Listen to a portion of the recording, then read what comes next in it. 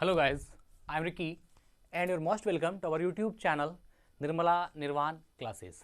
आज जो है हम लोग केमिस्ट्री में अगला टॉपिक जो पढ़ने वाले हैं वो है द्रव्यमान संख्या या मास नंबर।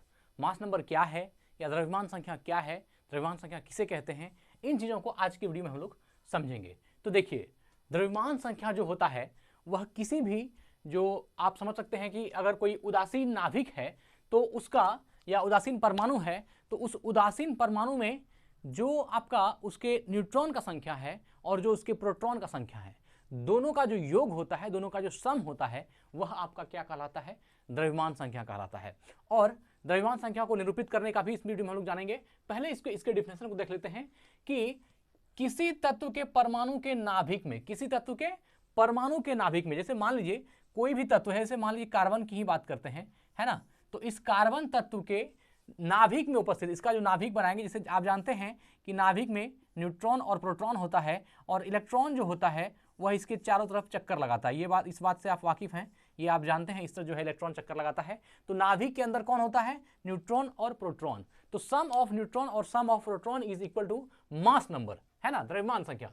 तो किसी तत्व के परमाणु के नाभिक में उपस्थित प्रोटॉन और न्यूट्रॉन की संख्याओं के योगफल को उस परमाणु की द्रव्यमान संख्या कहते हैं। द्रव्यमान संख्या के लिए सिर्फ आपको क्या चाहिए?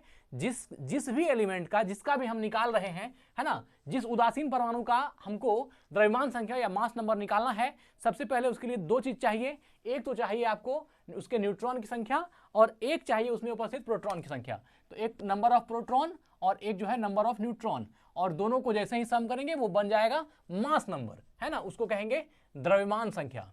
दूसरा पॉइंट है कि नाभिक में प्रोटॉनों और न्यूट्रॉनों के योग को न्यूक्लियॉन कहा जाता है। प्रोटॉन, किसी भी नाभिक में जो उपस्थित प्रोटॉन है और न्यूट्रॉन है, दोनों का जो सम है, दोनों का जो योगफल होगा, उसको क्या कहते हैं? न्यूक्लियॉन कहते हैं। तो यहां से दो बात सामने आता है, एक तो हो गया मास नंबर और एक हो गया न्यूक्लियॉन। जबकि दो बातें भी मिलकर के एक ही बातें हैं, चाहे आप न्यूक्लियॉन बोलिए या फिर उसको मास नंबर या द्रव्यमान संख्या बोलिए, दोनों ही क्या है? सेम चीजें हैं। मतलब क्या? और एक चीज और बताते हैं, अगर यदि इसमें आप परमाणु द्रव्यमान संख्या भी, अगर आप द्रव्यमान संख्या को परमाणु द्रव्यमान संख्या भी कहते हैं तो वह भी द्रव्यमान संख्या ही है। एक दूसरा, अगर आप द्रव्यमान संख्या को न्यूक्लियॉन नंबर, न्यूक्लियॉन भी कहते हैं तो वह भी वही चीज है। और द्रव्यमान संख्या तो द्रव्यमान संख्या है ही। यह तीनों ही चीज इसमें से जो है, तीनों सेम चीज है, इससे घबराना नहीं है। ये नहीं कि अगर मान लीजिए कहीं नंबर, कहीं न्यूक्लियॉन दे दिया तो न्यूक्लियॉन का मतलब क्या हो गया? न्यूक्लियॉन का मतलब हो गया किसी जो आपका उदासीन नाभिक है या कोई भी उदासीन एलिमेंट है, तो उसके नाभिक में जितना भी नंबर ऑफ प्रोटॉन है और जितना भी नंबर ऑफ न्यूट्रॉन है, दोनों का जो सम है, उसी को हम क्या कह रहे हैं? न्यूक्लियॉन कह रहे हैं, या उसी को हम क्या कहते हैं? परमाणु द्रव्यमान संख्या कहते हैं। तो परमाणु द्रव्यमान संख्या कहिए या न्यूक्लियॉन की संख्या कहिए या फिर उसको द्रव्यमान संख्या कहिए, तीनों क्या है? बात बराबर है।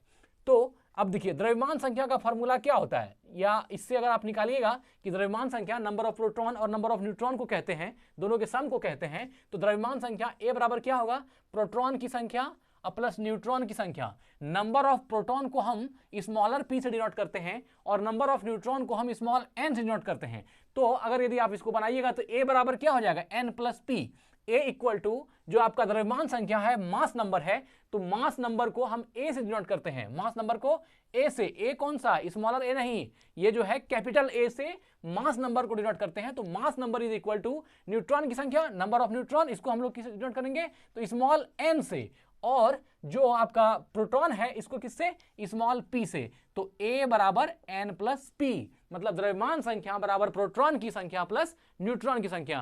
प्रोटॉन की संख्या और न्यूट्रॉन की संख्या के योगफल को द्रव्यमान संख्या कहते हैं, या उसी को न्यूक्लियॉन भी कहते हैं, न्यूक्लियॉन की कुल संख्या कह सकते हैं, या उसी को परमाणु द्रव्यमान संख्या भी कह सकते हैं। तीनों एक ही चीज है।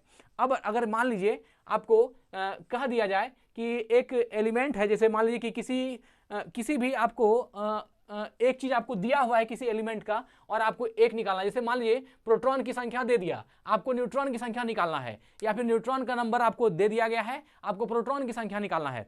तो इस तरह इन तीन चीजों में कम से कम दो चीज मिलना चाहिए, तब एक चीज आप निकाल दीजिएगा। जैसे मान लीजिए हम बात करते हैं मैग्नीशियम का, है ना, Mg से जिसको डिनोट करते हैं मैग्नीशियम, तो मैग्नीशियम का एटॉमिक नंबर कितना होता है? तो मैग्नीशियम का एटॉमिक नंबर 12 होता है, और मैग्नीशियम का जो मास नंबर है वह कितना होता है? 24.3 25 होता है, तो 24 हम लेते हैं। अब देखिए अगर मैग्नीशियम का आपको दोनों चीज मालूम है ना, जैसे मान लीजिए आपको मैग्नीशियम का एटॉमिक नंबर मालूम है कि 12 होता है और मैग्नीशियम का मास नंबर मालूम है कि 24 होता है।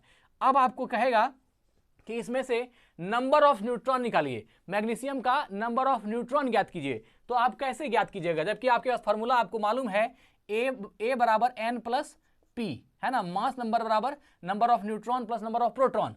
तो आप कैसे निकालिएगा, तो यहां एक चीज आप याद रखिएगा हमेशा कि जो परमाणु क्रमांक होता है, देखिए परमाणु क्रमांक या इसको आप कह सकते हैं एटॉमिक नंबर, जो परमाणु क्रमांक या जो एटॉमिक नंबर होता है ना, एटॉमिक नंबर, यह हमेशा प्रोटॉन की संख्या के बराबर होता है।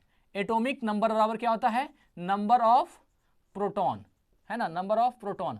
तो अब देखिए नंबर ऑफ प्रोटॉन कहिए या एटॉमिक नंबर कहिए, दोनों ही क्या है, सेम बातें हैं। अब अगर यदि मैं कहता हूं कि कार्बन का एटॉमिक नंबर 6 है, तो मैं इनडायरेक्टली क्या कर रहा हूं कि कार्बन में जो नंबर ऑफ प्रोटॉन है वह 6 है। कोई दिक्कत है इसमें? जैसे मान लीजिए हम कहते हैं कि नाइट्रोजन का एटॉमिक नंबर 7 है, तो इसका मतलब मैं कहना चाहता हूं कि नाइट्रोजन के नाभिक में अगर आप नंबर ऑफ प्रोटॉन देखेंगे तो कितना होगा, वह 7 होगा। मतलब number of proton is equal to atomic number और नंबर ऑफ प्रोटॉन, मतलब प्रोटॉन की संख्या और जो परमाणु क्रमांक है दोनों बराबर होते हैं। देखिए परमाणु क्रमांक बराबर हम क्या लिख सकते हैं, प्रोटॉन की संख्या। तो अगर यदि हम कार्बन के संदर्भ में अगर बात करें या मैग्नीशियम जिसके संदर्भ में देखना हो, तो कार्बन के संदर्भ में अगर बात करेंगे तो कार्बन का कैसे लिखते हैं, 6 और 12 ऐसा डिनोट करते हैं। ये हो गया आपका एटॉमिक नंबर और ये हो गया आपका मास नंबर। तो जो एटॉमिक नंबर है ना, या परमाणु क्रमांक है, वही तो आपका नंबर ऑफ प्रोटॉन है। तो कार्बन का अगर यदि आपको नंबर ऑफ प्रोटॉन मालूम हो गया कि कार्बन में नंबर ऑफ प्रोटॉन कितना है, 6 है, और आपको निकालना क्या है, नंबर ऑफ, है ना, नंबर ऑफ न्यूट्रॉन निकालना है ना, नंबर ऑफ न्यूट्रॉन आपको कैलकुलेट करना है। तो यहां से जो एटॉमिक नंबर आपको, जो नंबर ऑफ प्रोटॉन तो 6 हो गया, एटॉमिक नंबर आपको 12 हो गया।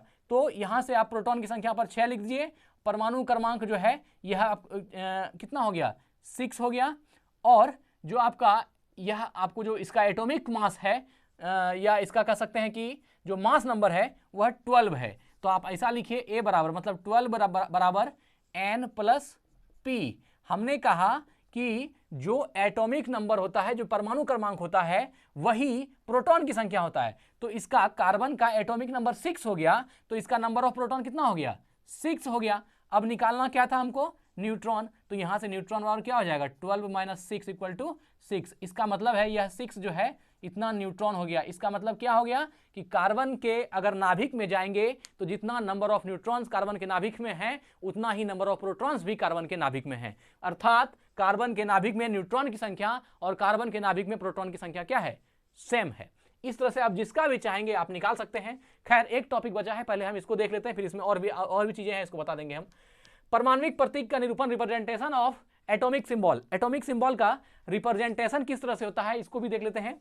एक उदासीन परमाणु में नाभिक के बाहर इलेक्ट्रॉन की संख्या नाभिक में उपस्थित धन आवेशों के इकाइयों की संख्या के बराबर होता है। इस बात को पहले समझ जाइए कि अगर कोई भी उदासीन न्यूट्रल एटम है, कोई भी न्यूट्रल एटम है, कोई भी उदासीन परमाणु है, तो उसके नाभिक के बाहर इलेक्ट्रॉन की जो संख्या होगी, है ना, नाभिक में उपस्थित धन आवेशों के इकाइयों की संख्या के बराबर होती है।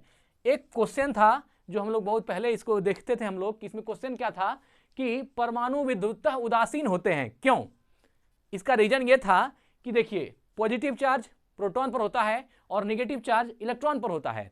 अब जब इलेक्ट्रॉन प्रोटॉन दोनों सेम संख्या में किसी नाभिक में उपस्थित हो जाएगा तो नाभिक क्या हो जाएगा, विद्युतः उदासीन हो जाएगा, उसकी चार्ज क्या हो जाएगी, न्यूट्रल हो जाएगी, या नाभिक न्यूट्रल कराएगा। तो यही चीज जो है कि एक उदासीन परमाणु में नाभिक के बाहर इलेक्ट्रॉन की संख्या और नाभिक में उपस्थित धन आवेशों की इकाइयों की संख्या क्या होती है, बराबर होती है। चार्ज भी बराबर होता है, इसलिए संख्या भी बराबर होता है। और जैसे ही नंबर ऑफ इलेक्ट्रॉन और नंबर ऑफ प्रोटॉन किसी भी नाभिक में बराबर होगा तो वह क्या हो जाएगा, वह उदासीन नाभिक होगा, है ना, उदासीन। तो यही बात यहां पर बताया गया है कि उदासीन परमाणु में नाभिक के बाहर इलेक्ट्रॉन की संख्या और नाभिक में उपस्थित धन आवेशों की संख्या, है ना, दोनों की इकाइयों की संख्या क्या होती है, बराबर होती है। किसी उदासीन परमाणु X के प्रतीक का निरूपण इस प्रकार से किया जाता है, जैसे देखिए यहां पर आपका ये जो बीच में है सिंबल ऑफ एलिमेंट है, और ऊपर जो A इक्वल टू ये मास नंबर द्रव्यमान संख्या है, और Z इक्वल टू परमाणु संख्या जो एटॉमिक नंबर है। तो आप अगर किसी भी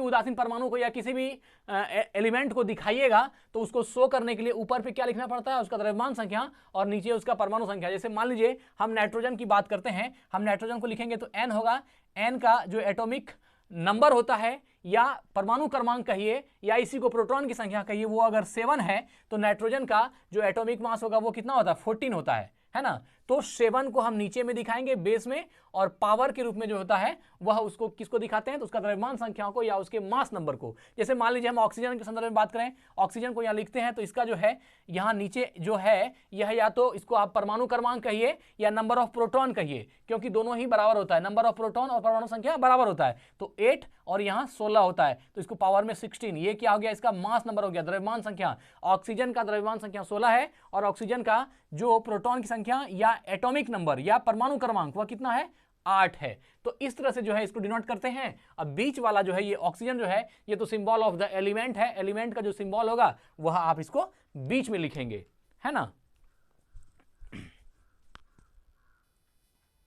अब जो है हम लोग जैसे मान लीजिए यहां पर आपका दिया गया है क्लोरीन, क्लोरीन का जो परमाणु क्रमांक है या प्रोटॉन की संख्या है वह 17 है, और इसका जो एटॉमिक मास है ना, या इसका मास नंबर वह जो है 35 है ना। अब इसको अगर इसमें आपको एक तरह से दे दिया क्या, calculate the number of neutron, है ना, न्यूट्रॉन, तो कैसे कीजिएगा, यहां पर आप जान ही रहे हैं कि जो 17 है यह जो एटॉमिक नंबर है यह आपका क्या हो गया, नंबर ऑफ प्रोटॉन हो गया। तो अगर आप यहां से लिखिएगा A बराबर N प्लस P, इसलिए N बराबर A माइनस P, और N ही तो आपको निकालना है। A हो गया 35 माइनस P हो गया 17 इक्वल टू कितना हो गया, 18। इसमें जो है अब क्लोरीन में देखिएगा तो क्लोरीन के अंदर जो है 17 न्यूट्रॉन है ना, और जो 18 न्यूट्रॉन है, और 17 जो है ये क्या है, प्रोटॉन है ना। 17 प्रोटॉन 18 न्यूट्रॉन, ये किसमें हो गया, तो क्लोरीन। इस तरह से आप जिसका भी निकालना चाहेंगे निकाल सकते हैं। बस सिर्फ इसमें यह ध्यान रखना चाहिए कि जो प्रोटॉन की संख्या होती है किसी नाभिक के में, जितना प्रोटॉन की संख्या होती है उतना ही उसका परमाणु क्रमांक होता है। अगर यह बात पता नहीं रहेगी तो फिर आपको दिक्कत हो सकता है। प्रोटॉन की संख्या बराबर परमाणु क्रमांक। और यहाँ तो आपने समझ ही गया कि सिंबल ऑफ एलिमेंट जो है ऊपर वाला द्रव्यमान संख्या, नीचे वाला परमाणु संख्या, एटॉमिक नंबर हमने लिख के भी आपको बताया है। तो आज यही द्रव्यमान संख्या को एंड करते हैं, मिलते हैं अगली वीडियो में। स्वस्थ रहें, अपना ख्याल रखें। जय हिंद, जय भारत।